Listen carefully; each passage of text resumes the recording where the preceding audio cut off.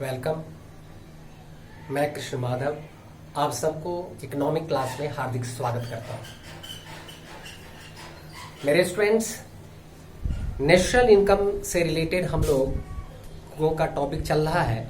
इससे पहले हमने नेशनल इनकम के एस्टिमेशन पर हम लोगों ने डिस्कस किया था कि नेशनल इनकम को एस्टिमेट कैसे किया जाता है, जिसमें हमने आपको पिछले वीडियो में बताया था कि नेशनल इनकम के एस्टिमेशन के 3 विधियां हैं। नेशनल इनकम को निकालने के लिए 3 मेथड है, जिसमें से हमने पहला मेथड को हमने पीछे के वीडियो में हमने इसको रखा था। उस पहला मेथड हमने रखा था आउटपुट मेथड। दूसरे शब्दों में कहें कि वैल्यू एडेड मेथड को हमने आपके सामने रखा था और उससे हम विद एग्जाम्पल विद न्यूमेरिकल इसको हमने एक्सप्लेनेशन किया था। आज हम लोग डिस्कस करेंगे दूसरा मेथड, वह मेथड है इनकम मेथड। आज हम इनकम मेथड पर डिस्कस करें कि इनकम मेथड से नेशनल इनकम को हम कैसे निकालते हैं। दरअसल आप जानते हैं कि इनकम किसे कहा गया कि फैक्टर इनकम को हमें इनकम के रूप में हम कंसीडर करते हैं। नेशनल इनकम जब भी हम निकालते हैं इस मेथड के जरिए, तो हम कैसे निकालते हैं? जो भी फैक्टर इनकम होता है एक कंट्री का, समझ गए ना, उसी के समअप को हम क्या बोलते हैं? नेशनल इनकम कहते हैं। अर्थात एक अकाउंटिंग ईयर में जितने भी फैक्टर इनकम है नॉर्मल रेजिडेंट्स के जरिए जो अर्न किया जाता है, उसी को हम क्या बोलते हैं? नेशनल इनकम बोलते हैं। तो इस जो हम यहाँ पर इनकम मेथड के जरिए जो हम नेशनल इनकम निकालते हैं, तो इस मेथड के जरिए क्या है कि according to this method national income is calculated by summing up of factors income of all normal residents of a country earned within and outside the country during the period of 1 year। यानी एक वर्ष में normal residents के जरिए अर्थात सामान्य निवासी के द्वारा, किसी भी कंट्री के सामान्य निवासी के द्वारा जो इनकम अर्न किया जाता है, भले उस कंट्री के क्या है विदिन हो या आउटसाइड से जो इनकम आ रहा हो, उसी को हम क्या बोलते हैं? नॉर्मल, उसी को हम बोलते हैं नेशनल इनकम कहते हैं। जब भी हम नेशनल इनकम निकालते हैं, सिंपल सा याद रखना है कि नॉर्मल रेजिडेंट्स के द्वारा किसी भी कंट्री का जो इनकम होता है वह उस देश का नेशनल इनकम होता है। अब हम बात कर रहे हैं, इसको हम मैथमेटिकल स्टेप से के जरिए हम नेशनल इनकम निकालने का प्रयास करेंगे और इसके हम कंपोनेंट्स को पहले हम डिस्कस करेंगे कि नेशनल इनकम हम कैसे निकालते हैं। तो ध्यान से इस बात को रखना है कि जब भी हम कोई नेशनल इनकम को एस्टिमेट करते हैं मैथमेटिकल रूप से, तो सबसे पहले जो नेशनल इनकम निकालने से पहले हमें डोमेस्टिक इनकम इसमें निकालना पड़ता है। जब भी हम नेशनल इनकम निकालते हैं इनकम मेथड से, तो पहले हम क्या करते हैं? डोमेस्टिक इनकम निकालते हैं। तो पहले हम डोमेस्टिक इनकम निकाल करके तब हम नेशनल इनकम को आगे की ओर हम बढ़ाते हैं। आइए जैसे हम एक्सप्लेनेशन करते हुए चलते हैं कि फर्स्ट ऑफ ऑल जब भी हम नेशनल इनकम निकालते हैं तो आइडेंटिफाई हम ये करते हैं कि वह कौन कौन सा सेक्टर है जो फैक्टर्स को अपनी ओर इंप्लॉय करता है, फैक्टर्स को क्या करता है? इंप्लॉय करता है। तो जो भी सेक्टर जैसे प्राइमरी, सेकेंडरी, टर्सरी जो भी है इंप्लॉय, और जो भी फैक्टर्स काम करता है, अपनी सर्विस प्रोवाइड करता है, उसे क्या किया जाता है? उन सेक्टर के द्वारा उसे पेमेंट किया जाता है। तो वही पेमेंट फैक्टर के लिए क्या बन जाता है? इनकम बन जाता है। फैक्टर के लिए क्या हो गया? इनकम हो जाता है। और उन्हीं सभी इनकम को जब जोड़ देते हैं तो डोमेस्टिक इनकम बन जाता है। जैसे हम लोग यहाँ पर सबसे जो है स्टेप्स कैसे करते हैं कि सबसे पहले हम क्या करते हैं, जब भी नेशनल इनकम निकालते हैं हम, तो एनडीपीएफसी डोमेस्टिक इनकम सबसे पहले निकालते हैं। इनकम मेथड जब भी हम निकालते हैं इनकम मेथड से, तो सबसे पहले हम डोमेस्टिक इनकम को एस्टिमेट करते हैं। यानी डोमेस्टिक इनकम का सिंबॉलिक रूप है NDPFC, net domestic product at factor cost. Hindi में इसको कहते हैं राष्ट्रीय आय, अर्थात शुद्ध घरेलू उत्पाद किसके आधार? कारक लागत पर, यानी कारक लागत पर शुद्ध घरेलू उत्पाद को ही हम घरेलू आय बोलते हैं और इंग्लिश में इसको हम डोमेस्टिक इनकम कहते हैं। तो जब कभी भी हमें इनकम मेथड से निकालना होता है तो सबसे पहले डोमेस्टिक इनकम निकालते हैं।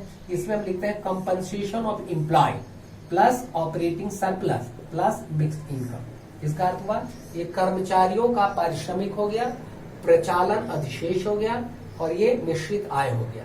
इस तीनों को जोड़ देते हैं तो हमारा क्या निकल जाता है, घरेलू आय निकल जाता है। सब जब भी इनकम मेथड से निकालते हैं तो सबसे पहले हमें घरेलू आय निकालना पड़ता है और घरेलू आय निकालने के लिए हम क्या करते हैं, कर्मचारियों का पारिश्रमिक, प्रचालन अधिशेष और मिश्रित आय, इस तीनों को हम जोड़ देते हैं तो ये हमारा घरेलू आय निकल जाता है। हम थोड़ा सा इस पे हम बहुत ही सिंपल रूप में इसको हम डिस्कशन कर लें कि कंपनसेशन ऑफ एम्प्लॉय कहते किसे हैं, कर्मचारियों का पारिश्रमिक किसे कहते हैं। तो जो भी कर्मचारी कहीं काम करता है, जिस कॉर्पोरेट में काम करता है, वहां से जो इनकम रिसीव करता है, वहां से वेजेस एंड सैलरी जो मिलता है, वहां से जो कंपनसेशन मिलता है, उस कंपनसेशन को ही हम बोलते हैं कंपनसेशन ऑफ एम्प्लॉय। जो भी कैश या काइंड के रूप में जो भी सैलरी या वेजेस मिलता है काम करने के बदले, उसको हम बोलते हैं कंपनसेशन ऑफ एम्प्लॉय। तो ये कंपनसेशन ऑफ एम्प्लॉय को हम रखते हैं। दूसरा ऑपरेटिंग सरप्लस। ऑपरेटिंग सरप्लस में क्या है, जितने भी रेंट है, इंटरेस्ट है, प्रॉफिट है, इस दोनों को जोड़ देने से जो रिजल्ट बनता है उसी को हम प्रचालन अधिशेष कहते हैं। और रेंट, इंटरेस्ट और प्रॉफिट को जोड़ दिया तो ये हमारा क्या बन जाता है, प्रचालन अधिशेष। और मिश्रित आय होता है वह आय जो सेल्फ एम्प्लॉयड के द्वारा अर्जित किया जाता है, स्वनियोजित, जो स्वनियोजन के जरिए जो आय की प्राप्ति होती है उसको हम स्वनियोजित मिश्रित आय कहते हैं। वह व्यक्ति किसी बड़े कॉर्पोरेट सेक्टर में काम न करके अपने ही लेवल पर एक छोटे स्तर पर कोई काम शुरू करता है, उससे जो इनकम की अर्जित होती है, उससे जो इनकम की प्राप्ति होती है, वही स्वनियोजित मिश्रित आय कहलाता है। जैसे किसान के द्वारा जो आय की प्राप्ति होती है उसे स्वनियोजित मिश्रित आय के रूप में पाते, क्योंकि वह खुद का अपना लैंड लगाता है, खुद का ही वो लेबर करता है, खुद का ही वो कैपिटल लगाता है, खुद का ही वो रिस्क उठाता है।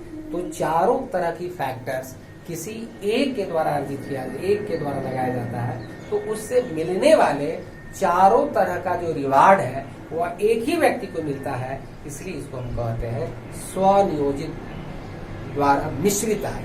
मिश्रित इसलिए बोलते हैं कि चारों तरह का इनकम जब एक ही व्यक्ति को मिलने लगे इसको हम मिश्रित आय कहते हैं। ठीक है, यह तीनों तरफ को जोड़ देते हैं, एनडीपीएफ से निकल जाता है। जब हमारा एनडीपीएफ से निकलता है तब हम क्या करते हैं, दूसरा स्टेप में हम एस्टिमेट करते हैं। ये हमारा ये कहाँ का हुआ, ये डोमेस्टिक टेरिटरी। डोमेस्टिक टेरिटरी के अंदर ये फैक्टर इनकम है। कहाँ है, डोमेस्टिक टेरिटरी के अंदर ये फैक्टर इनकम है। तो इससे निकला डोमेस्टिक इनकम। अब जब डोमेस्टिक इनकम निकल गया, अब हम राष्ट्रीय आय निकालेंगे, जिसको हम बोलते हैं एनपीएफसी, और इसको हिंदी में बोलते हैं राष्ट्रीय आय। राइट, वो कैसे निकालते, जितना हमारा डोमेस्टिक इनकम निकला है और विदेशों से अर्जित शुद्ध साधन आय जो भी है, net factor income from abroad, हम इसमें प्लस करते हैं। तो डोमेस्टिक इनकम पहले निकालते हैं, फिर एस्टिमेट करते हैं net factor income from abroad, और वह एस्टिमेट करने के बाद इस डोमेस्टिक इनकम में इसको हम प्लस कर देते हैं, तो हमारा क्या बन जाता है, ये नेशनल इनकम बन जाता है। इस प्रकार से हम नेशनल इनकम को एस्टिमेट करते हैं इनकम मेथड से। इसको जरा हम थोड़ा सा डिटेल में आते हुए एक चार्ट के माध्यम से हम बता रहे हैं आपको। जो ये हम डोमेस्टिक इनकम निकाले हैं, ये डोमेस्टिक इनकम किन किन चीजों से बना, हमने कहा ये compensation of employ, operating surplus और ये मिक्स्ड इनकम। तीनों इनकम को जोड़ देते हैं, तीनों तरह के टर्म को जोड़ते हैं, तो यह बन जाता है डोमेस्टिक इनकम। इसलिए इसको कहते हैं ये डोमेस्टिक इनकम के कंपोनेंट्स हैं। कंपोनेंट्स का मतलब घटक, घटक का मतलब कि वह तीनों जो तत्व मिल करके डोमेस्टिक इनकम बनाया, इसलिए इसको हम घटक बोलते हैं। अब आते हैं हम कंपनसेशन ऑफ एम्प्लॉय को थोड़ा सा आगे क्यों हम डिस्कस करते हुए चलते हैं। हमने कहा था कि कंपनसेशन ऑफ एम्प्लॉय का मतलब है कि that type of compensation which is earned by the labourers against rendering the services, अर्थात काम करने के बदले जो इनकम अर्जित किया जाता है कर्मचारियों के द्वारा, लेबरर के द्वारा उस अर्जित आय को ही हम कंपनसेशन ऑफ एम्प्लॉय कहते हैं। और इस कंपनसेशन ऑफ एम्प्लॉय को दो पार्ट में बांट दिया गया। एक को कहते हैं वेजेस एंड सैलरीज और दूसरे को कहते हैं employers contribution of social security scheme. अर्थात वेजेस एंड सैलरी, मजदूरी और वेतन, तथा सामाजिक सुरक्षा अनुदान। कौन सा सामाजिक सुरक्षा? जो एम्प्लॉयर द्वारा, एम्प्लॉयर का मतलब जो नियोक्ता द्वारा जो सामाजिक सुरक्षा अंशदान दिया जाता है, यानी उसके द्वारा जो PF, EPF, employee provident fund दे दिया जाता है, किसको? एम्प्लॉय को, उसको हम क्या बोलते हैं? सामाजिक सुरक्षा अंशदान। तो यह दोनों तरह की चीजों को जब जोड़ते हैं तो ये कंपनसेशन ऑफ एम्प्लॉय बन जाता है। कई बार एग्जामिनेशन में डाटा में गिवन रहेगा कंपनसेशन ऑफ एम्प्लॉय, तो ये लेने की आवश्यकता नहीं होगी। अगर ये नहीं गिवन है तो हम वेजेस एंड सैलरीज और employers contribution of social security scheme दोनों को जोड़ देंगे तो ये कंपनसेशन ऑफ एम्प्लॉय बन जाता है, राइट ना। तो जब भी कंपनसेशन ऑफ एम्प्लॉय निकालना हो तो uses and wages and salaries और employers contribution of social security दोनों को प्लस कर दीजिए तो कंपनसेशन ऑफ एम्प्लॉय आपका निकल जाएगा। हम यह देखें कि employers contribution of social security scheme में किन किन चीजों को हम शामिल करते हैं। इसमें हम शामिल करते हैं कंट्रीब्यूशन टू प्रोविडेंट फंड। जो भी, जैसे कोई भी एम्प्लॉय होता है उस एम्प्लॉय को वेजेस एंड सैलरी तो मिलती ही है, इसके अलावा उसके नाम से प्रोविडेंट फंड खोला जाता है। तो प्रोविडेंट फंड में कुछ पार्ट एम्प्लॉय अपनी ओर से देता है, अपनी सैलरी में से काट कर देता है, और कुछ पार्ट जो है वह एम्प्लॉयर के द्वारा दिया जाता है। दोनों फंड, दोनों पार्ट मिला करके प्रोविडेंट फंड में जमा किया जाता है। तो यहां पर एम्प्लॉयर का एक्स्ट्रा, एम्प्लॉय का जो एक्स्ट्रा इनकम क्या बन जाता है? Contribution to provident. जो एम्प्लॉयर द्वारा जो कंट्रीब्यूशन दी जाती है प्रोविडेंट फंड में, उसको इसमें शामिल किया जाएगा। दूसरा, payment of insurance premium. Employ के लिए जो एम्प्लॉयर कोई इंश्योरेंस खोल देता है, कोई बीमा करा देता है, जैसे लाइफ इंश्योरेंस है, तो लाइफ इंश्योरेंस का जब प्रीमियम जब एम्प्लॉयर के द्वारा दिया जाता है, यह भी एम्प्लॉयर्स के कंट्रीब्यूशन में सोशल सिक्योरिटी स्कीम में आ जाता है। इसी तरह रिटायरमेंट पेंशन, जब वह रिटायर कर जाता है तो रिटायरमेंट करने के बाद जो पेंशन उसे दिया जाता है, उस पेंशन को भी हम इसी employers contribution of social security scheme के अंदर रखते हैं, क्योंकि इसमें भी कुछ पार्ट जो है इनकम का during the service period employ जो है वो रखता जाता है, काटता जाता है। इसीलिए उस इनकम को, उस रिटायरमेंट पेंशन को भी हम क्या करते हैं? कंपनसेशन एम्प्लॉय में शामिल करते हैं, अर्थात employers contribution social security contribution इसमें हम रखते हैं। इसके बाद वेजेस एंड सैलरीज में हम देखते हैं तो दो तरह का, एक कैश के रूप में होता है, एक काइंड के रूप में होता है। कैश के रूप में क्या क्या सैलरीज होते हैं जो वेजेस और सैलरी में इंक्लूड किया जाता है? एक तो बेसिक सैलरी होता है। बेसिक सैलरी जो जिस सैलरी पर जो इनिशिएट किया जाता है, जो किसी भी एम्प्लॉय की जो बेसिक मूल जो सैलरी होता है उसको शामिल करते हैं। दूसरा डियरनेस अलाउंस, महंगाई भत्ता। जैसे जैसे देश में महंगाई होती जाती है वैसे वैसे उसको अलाउंस मिलता जाता है, डियरनेस अलाउंस कहते हैं। बोनस दिया जाता है, ओवर टाइम अलाउंस, जैसे 8 घंटा काम करने का एक ड्यूरेशन दिया गया है किसी भी एम्प्लॉय को, वह 12 घंटे तक काम करता है तो 4 घंटा एक्स्ट्रा जो वो किया उसके लिए ओवर टाइम मिलता है, तो ओवर टाइम अलाउंस दिया जाता है, वह भी वेजेज है, इन कैश में दिया जाता है। कमीशन टू सेल स्टाफ, कोई सेल्स ऑफिसर है, सेल्स मैनेजर है, उसको सैलरी तो मिलेगी, इसके अलावा जितना भी वो प्रोडक्ट को सेल करेगा उस सेल पर जितना उसको कमीशन मिलेगा उस कमीशन को भी हम क्या करते हैं? इसमें हम वेजेस में शामिल करते हैं, है ना। इसके अलावा मेडिकल है या एलटीसी जो मिलता है, ये सारी की सारी जो है वेजेज इन कैश में हम शामिल करते हैं। वेजेज इन काइंड में हम क्या क्या लेते हैं? काइंड के रूप में रेंट फ्री एकोमोडेशन अगर एम्प्लॉय को मिल जाता है, free medical facility, free meals मिल जाता है, फ्री भोजन मिल जाता है, फ्री लॉजिंग है, फ्री फूडिंग है, फ्री एजुकेशनल और हेल्थ फैसिलिटीज है, यूनिफॉर्म की फैसिलिटीज है, इंटरटेनमेंट की फैसिलिटीज है। इस तरह की जो फैसिलिटीज है वह सारा वेजेज इन काइंड में कहलाता है। तो इस तरह से वेजेज इन कैश और वेजेज इन काइंड को हम वेजेज इन सैलरीज में हम शामिल करते हैं। तो कंपनसेशन ऑफ एम्प्लॉय में हमने देखा कि वेजेज इन सैलरी और एम्प्लॉयर्स कंट्रीब्यूशन और सोशल सिक्योरिटी दोनों को मिलाकर के कंपनसेशन ऑफ एम्प्लॉय हुआ। अब दूसरी तरफ आते हैं ऑपरेटिंग सरप्लस। ऑपरेटिंग सरप्लस दो तरह के इनकम से बना है, एक इनकम फ्रॉम प्रॉपर्टी और इनकम फ्रॉम इंटरप्रेन्योरशिप, अर्थात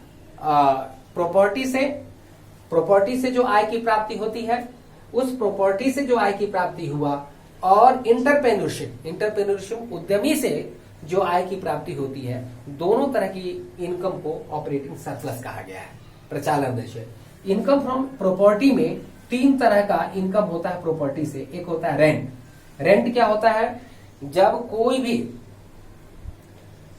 लैंडलॉर्ड जब अपना लैंड रेंट पर देता है, तो रेंट पर देने के बदले उसे जो रिवार्ड मिलता है, लैंड ऑनर को जो रिवार्ड मिलता है, जो उसको पुरस्कार मिलता है लैंड को यूज करने के बदले में, उसे हम क्या बोलते हैं? रेंट बोलते हैं। तो उस रेंट को इसमें हम शामिल करते हैं। वो रेंट इस इनकम हो जाएगा, प्रॉपर्टी का इनकम होगा। रॉयल्टी होता है, कोई चीज नई चीज की जब रिसर्च होती है, नई चीज की कोई खोज करता है, और नई चीज की खोज करने के बाद जब वो अपने नाम से रजिस्टर्ड करा लेता है, जब वो मार्केट में फ्लो करने लगता है, मार्केट में उसकी सेलिंग होने लगती है, तो उसके अगेंस्ट में जो व्यक्ति इनिशिएट किया है, जो लिखा है ना, जो कोई भी चीज का इंट्रोड्यूस किया है, उसको क्या मिलता है?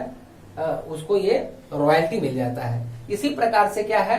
इंटरेस्ट है, कोई भी व्यक्ति जो कैपिटल लगाता है, उस कैपिटल लगाने के अगेंस्ट में जो रिफंड, जो रिवार्ड मिलता है, उसको हम क्या बोलते हैं? इंटरेस्ट बोलते हैं, राइट ना। तो इस तरह से रेंट, रॉयल्टी और इंटरेस्ट, यह तीनों को मिला देते हैं तो इनकम फ्रॉम प्रॉपर्टी बन जाता है। इसके बाद दूसरा आता है इनकम फ्रॉम इंटरप्रेन्योरशिप। कोई भी उद्यमी, कोई भी रिस्क बियरर जो रिस्क उठाता है, उसके बदले में उसको क्या मिलता है? प्रॉफिट मिलता है, उसका रिवार्ड। तो प्रॉफिट अर्थात लाभ की प्राप्ति होती है।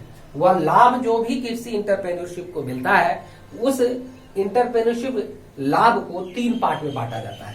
जैसे मान लिया किसी भी प्रोड्यूसर्स को जो लाभ मिला वो 5000, मान लिया कि 10,000 रुपीज मिला, राइट ना। इसको तो तीन पार्ट में बांटा जाता है। तो जो भी इंटरप्रेन्योर्स को 10,000 इनकम मिला, उसका एक fix percent as a income tax, जिसको हम कॉर्पोरेट टैक्स कहते हैं, निगम कर कहते हैं, वो गवर्नमेंट को देना पड़ जाता है। मान लिया कि 2000 रुपीज जो है कॉर्पोरेट टैक्स गवर्नमेंट को देना पड़ गया, तो एक पार्ट हो गया कॉर्पोरेट टैक्स।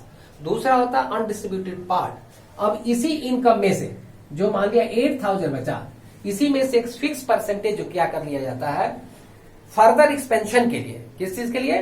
कंपनी के फर्दर एक्सपेंशन के लिए बैंक में उसको क्या कर दिया जाता है? सेव कर लिया जाता है। इसलिए इसको हम कहते हैं कॉर्पोरेट सेविंग। मान लिया कि 200 रुपए कॉर्पोरेट सेविंग रख लिया, राइट, 2000 रुपीज, तो बच गया कितना? 6000। अब ये जो 6000 बचा, यही जो है शेयर होल्डर्स होता है, आपस में इसको बांट दिया जाता है एज ए डिविडेंड के रूप में, लाभांश के रूप में। तो उसको हम कहते हैं डिविडेंड, ठीक है ना। तो इस तरह प्रॉफिट को तीन पार्ट में बांटा जाता है: कॉर्पोरेट टैक्स, अनडिस्ट्रीब्यूटेड प्रॉफिट और डिविडेंड, अर्थात निगम कर, अवितरित लाभ, और तीसरा कहलाता है लाभांश। यह तीनों मिलकर के क्या बन जाता है? प्रॉफिट। तो इस तरीके से सिंपल सा इसमें ध्यान में रखना है कि जब भी हम सवाल बनाए तो कंपनसेशन ऑफ एम्प्लॉय गिवन होगा, नहीं दिया होगा तो ये और ये दिया होगा, दोनों को प्लस कर दीजिए।